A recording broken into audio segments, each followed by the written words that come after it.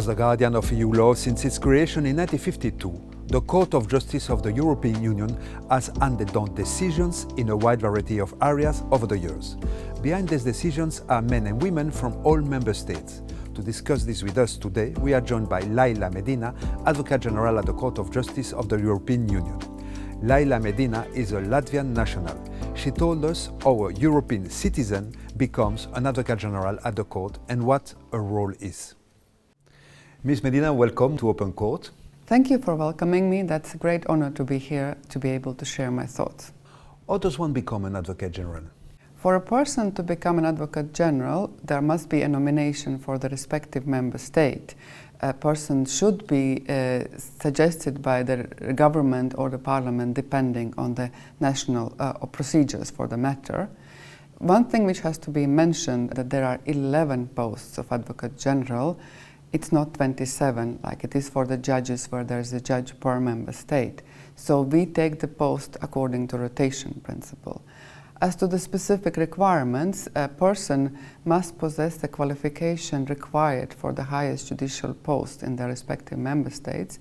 After the assessment of the specific committee, known well as 255 committee, and the common agreement of the member states, that the person possesses the necessary knowledge and necessary commitment to the EU values. That person is nominated to take the post of Advocate General.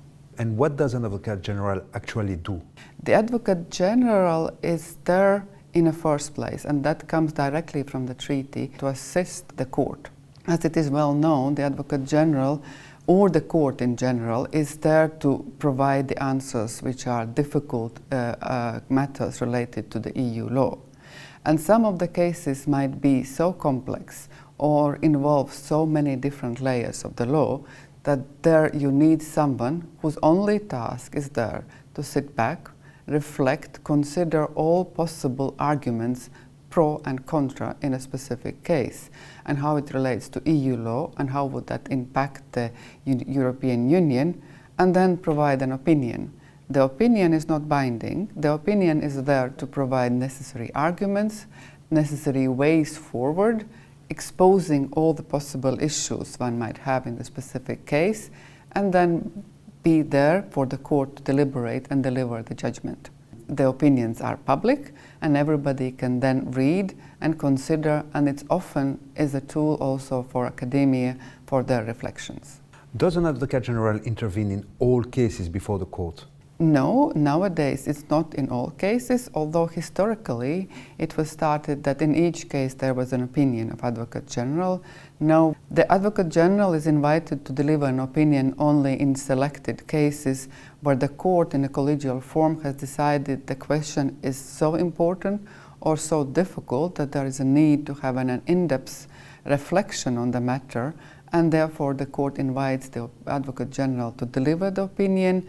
And it might be also the opinion which is only on a specific issue, so it doesn't reflect all the matters of the case.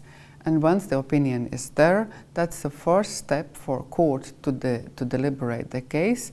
But if the issue is less complex, the court might decide to go straight forward to the judgment and rely its answer on the existing jurisprudence and nuance it as it is necessary for the specific case. Thank you, Ms. Medina. Thank you very much for inviting me. Thanks for watching. See you soon.